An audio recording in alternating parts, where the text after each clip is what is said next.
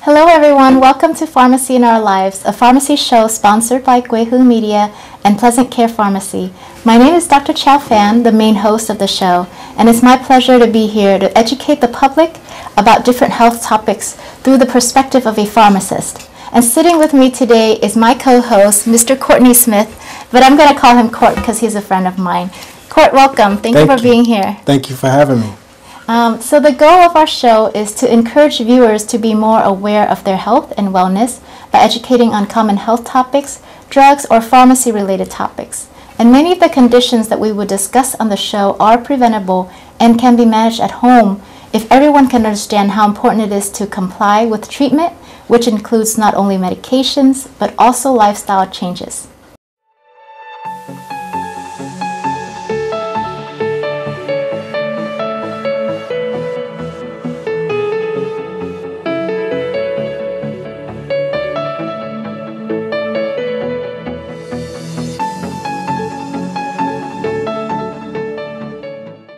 So today I'm honored to introduce to you Court because Court, I met Court through just different network events that we go to. But Mr. Courtney Smith is the CEO of Court Smith Basketball Industries, and he specializes in basketball footwear and apparel brand.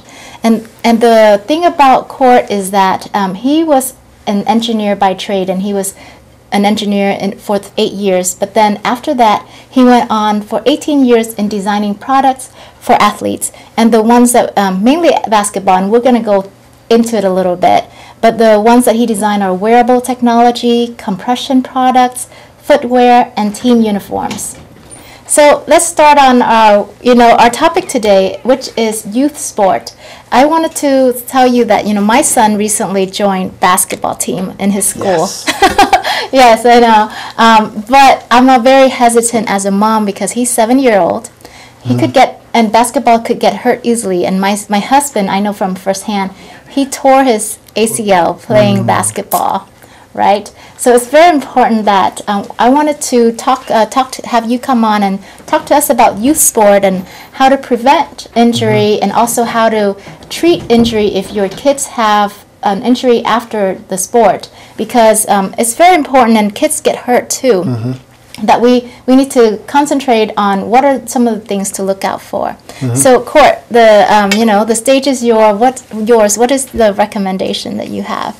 Well, first, I'm excited that your son's playing basketball. Yeah. And to us, basketball is one of the most exciting sports in the world. And what comes with that also, it has a high probability for injury. Yes. Because there's a lot of jumping, lateral movement, side to side, which could, and you have a player in front of you that sometimes can get legs and ankles clogged up, which makes injuries possible. So yes. As a mom and as a parent, it's very important for parents to understand, A, how to prevent injuries, and B, how to treat them once they occur. Correct. Yeah. So the main issues in those particular cases are your knees and your ankles. And your child is developing, so you want them to have fun, but you also want them to be healthy after their basketball career is over. Right, because like when you play, and I go to his basketball game, and I notice that they get really into it, right? And then they end up getting hurt, like busted lip, like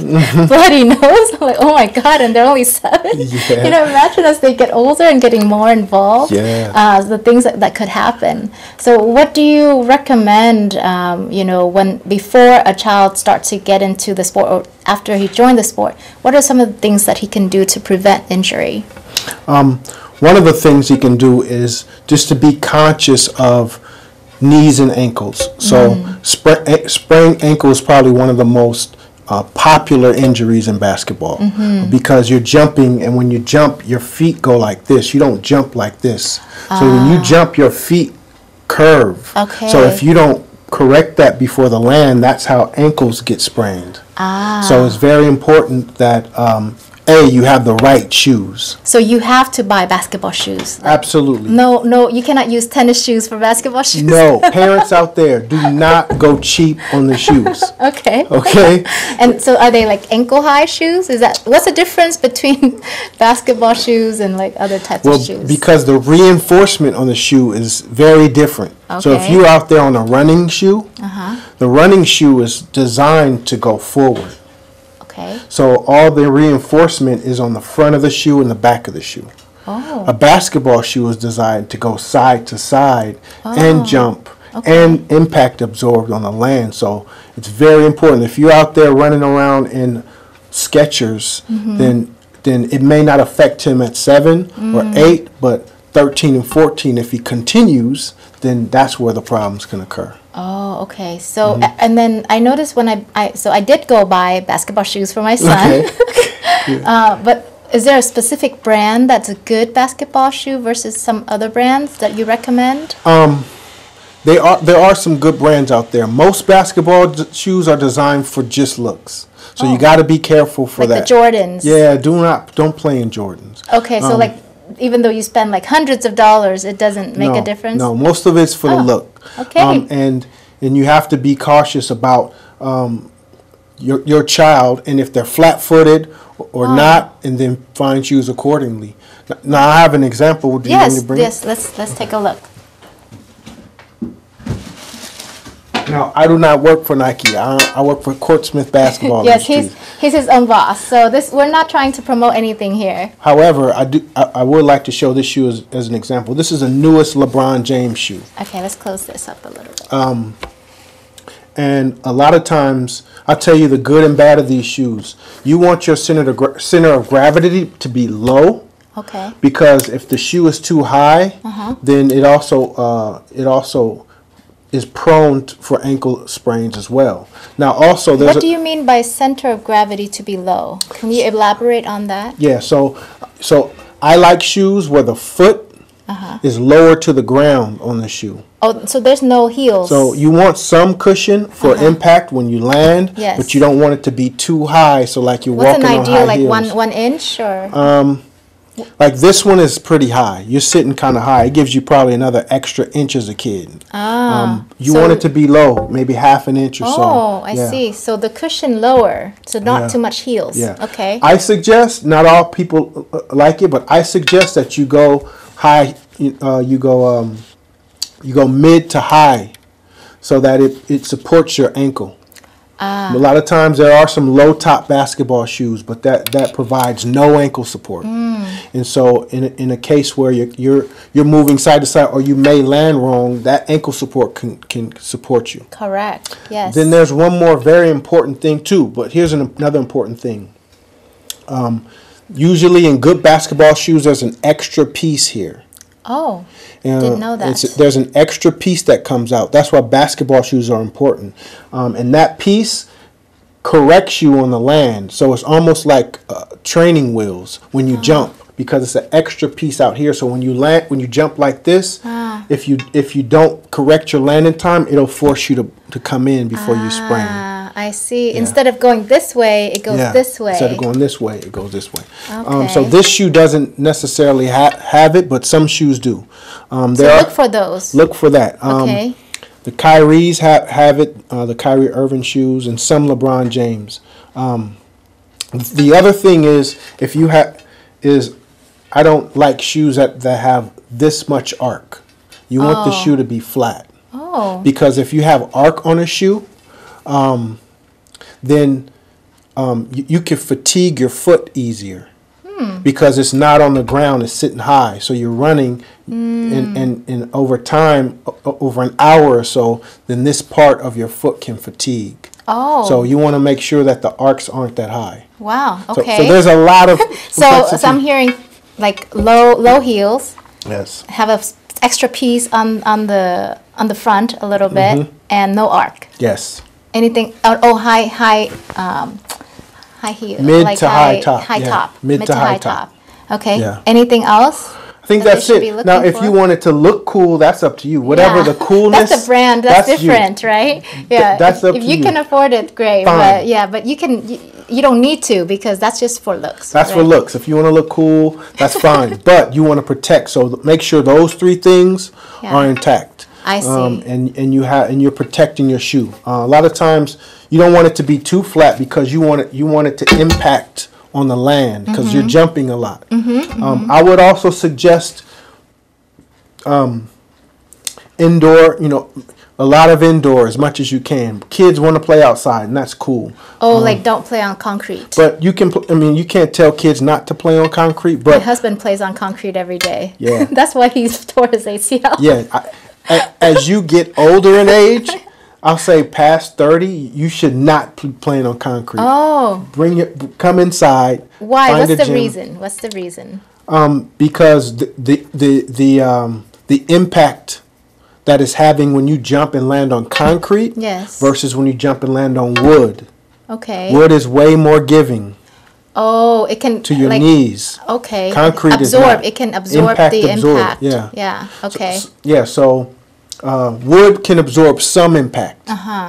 Correct. Concrete absorbs none. So so imagine if you have bad shoes and you're playing on concrete. The shelf life for your knees. Yes. So tell your husband. That explains it. Yeah. Yeah. And that makes sense. You become prone to ACL injuries as you get older, because basically it's the ligaments and joints and tissue between your knees and your bone. Over time, you start wearing them down. And then once you get bone on bone, that's when you have a problem. So. Oh wow! So you can get like osteoarthritis and all that stuff as well, because you're wearing your bone pretty much, right? Absolutely. Okay. So be careful. So the first thing to prevent injury is actually having good footwear. Absolutely, good footwear. The second thing is your body. Okay. And making sure that you are doing a few things to protect your body. Your joints and your ligaments around you are flexible. So you can strengthen your muscles by there's exercises you can do with tennis balls, where you stand on top of a tennis ball and you continue to move your ankle around a tennis ball to strengthen your... so put your tennis ball on the ground and put your foot on the tennis ball and just move with the tennis ball. So what does that do? It strengthens the ligaments and joints around your ankle. Oh.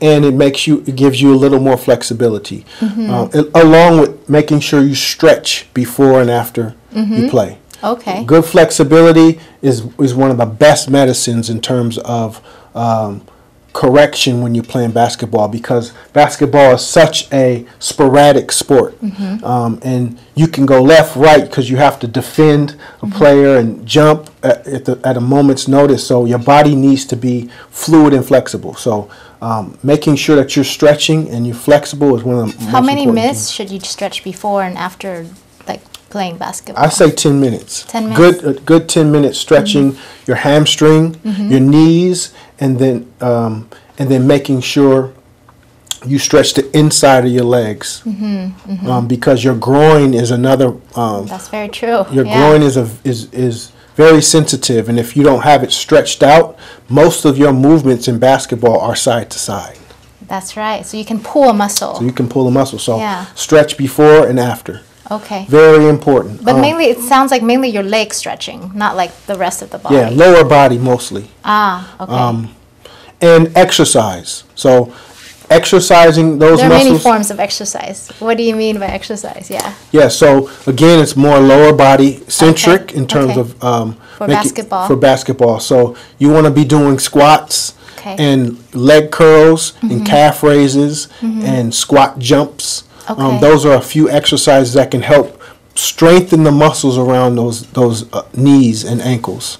Do you recommend like weightlifting, or like those weight like bodybuilders, they put weight on there and then they do squats? Do you recommend those too? Well, I think you should do it in phases. If you're a kid, you could use your own body weight. Oh, okay. You can do squats with your own body weight. Push-ups, also sit-ups, just making sure your body is strong and the muscles are strong around those ligaments. It's very important for you to do that. Okay.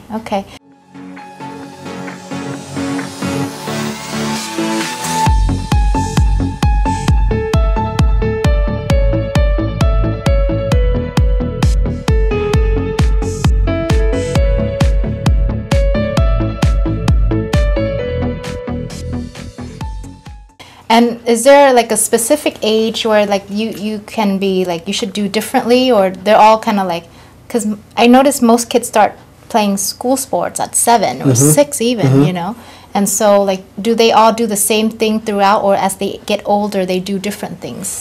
Yeah, so as they get older, they can add more to what they're doing. So you know, if they're 7, 8, 9 years old, those workouts are mostly stretches, you know, okay. and then with the little bit of body weight strengthening, you know, squats. Another good exercise is doing, and kids hate it, but it works. It's doing wall sits. Okay. You know, and where you sit down against a wall, your back is on the wall, and then you squat down and you hold it. Oh, how long? And it's as well excruciating, but it makes you it makes the joints, ligaments around your knees so strong. Oh, coaches love it, kids hate it. Most time coaches use it as a punishment, but they're subconsciously helping the players get stronger. Of course, yeah. So that's one. Yoga is great. And kids, I don't know if they'll be like, you know, calm enough or patient enough to sit and do yoga, right? No, maybe not a 7-year-old, but as they get older and if they're more serious about sports, then you can start adding more to the plate. So then maybe you can add light weights, you know, in a more serious workout regimen. And then when you get to teenage years, you can get serious and add maybe heavier weights on the squat rack. But let it tier up to mostly stretching to all the way up to both. Okay. Yoga is good. And I have a son, and he does yoga. How old is your son? He's a senior in high school. Oh, wow. Does he play basketball? He plays basketball. yeah, like his dad. So then what else do you recommend that they do here? Another good exercise are core.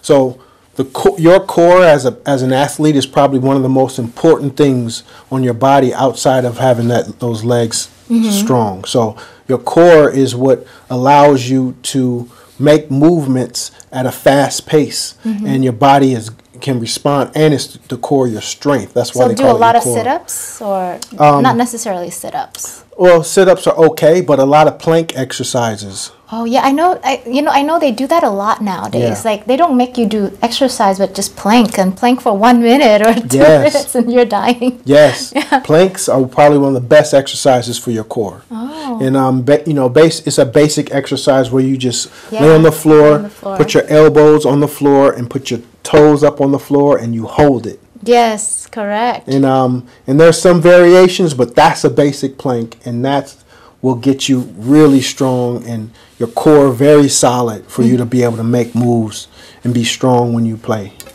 What about mental, strength as well? Do you recommend anything to prepare the kid? Because sometimes they can get very competitive, or they get upset if they lose. Any recommendations for those things? Yeah, that's show number 3. There's so much on the mental side. And in our world, they say basketball is 80% mental, meaning most of it is your perspective of the game and your outlook and your beliefs. And, I think starting at a young age, the most important thing is sportsmanship. Yes. And that's what kind of sports is about too, is learning how to play as a team, learning how to listen to a coach, learning how to deal with losses and winning. Yes. So I think that's the journey of a kid that's starting young at 7 years old and learning how to deal with that.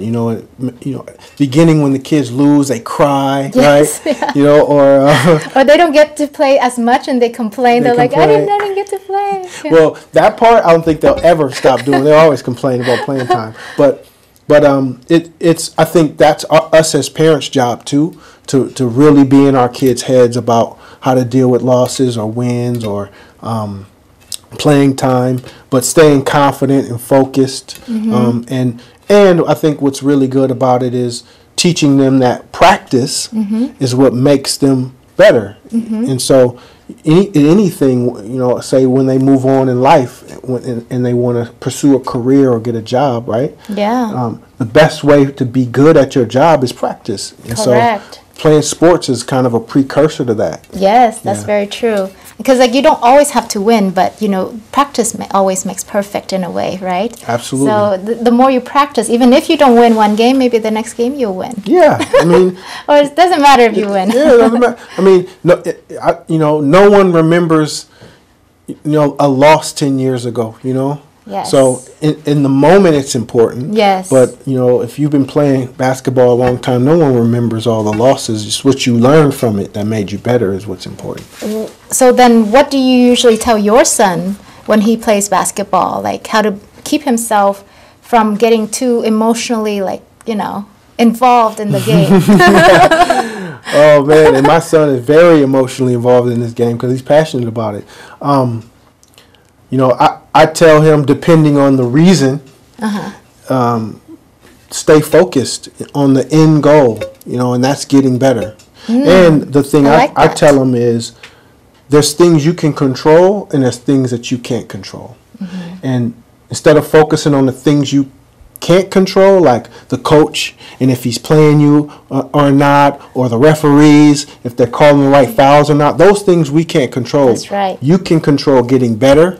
You can control your attitude. Yes. You control what you do on the court in that moment. And that, to us, is what's most important. That's right. That's right. And depending on the game, you know, depending on what happens, it depends on how much he absorbs it, you know. But that's usually the message, you know. I love that. The goal is not to win, but the goal is just getting better. Yeah. To better yourself. Yeah. That is a great message. Thank you. And what usually happens is, if you do those things, like get better, focus on the right things, the byproduct is winning. That's right.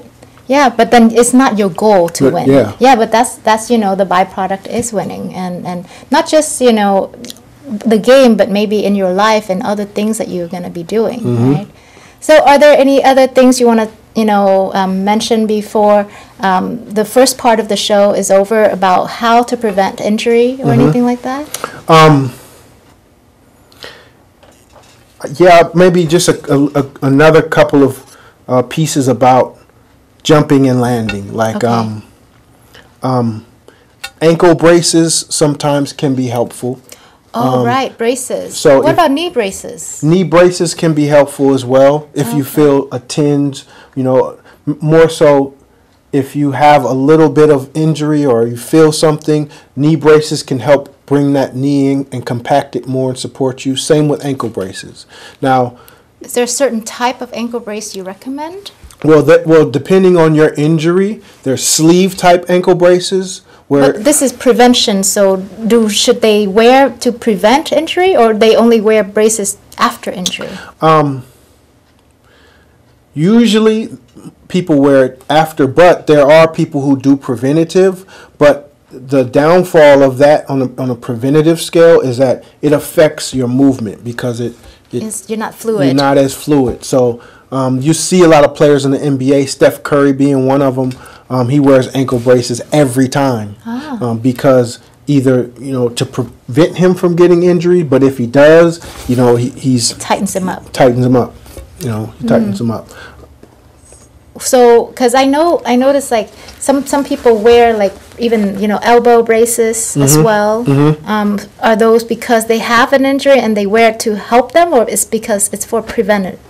Well, most of that, probably half of that on the knees and the elbow braces are just to look cool. Oh, is that what it is?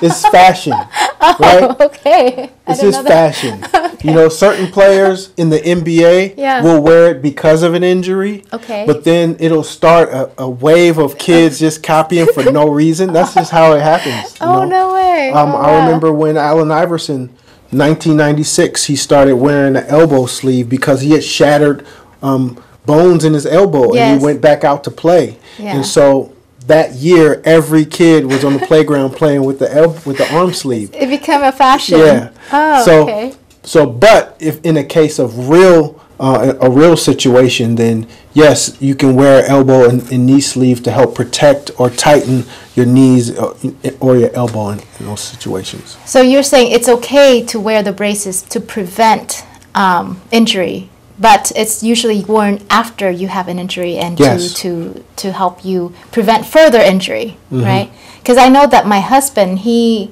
actually wears it to prevent injury, and so, but then it like you say, it you know, it stiffens you and it doesn't cause you to move really well, right?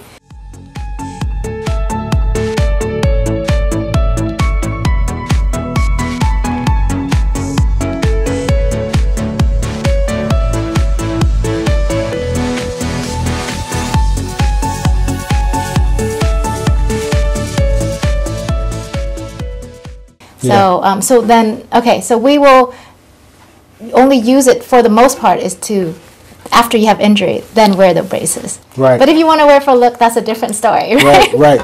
Okay. And we're going to talk about it a little bit on the second show, but there is application for it to prevent injury, and that is the ice. Okay. So before, after, So stay tuned. I don't Okay. want us to give away Okay. the second show. So stay tuned for the second show because we're going to be talking about how to help yourself to heal faster, and also, you know, after you have injury, then, you know, how to prevent further injury. So stay tuned for the second show, and I will see you next time.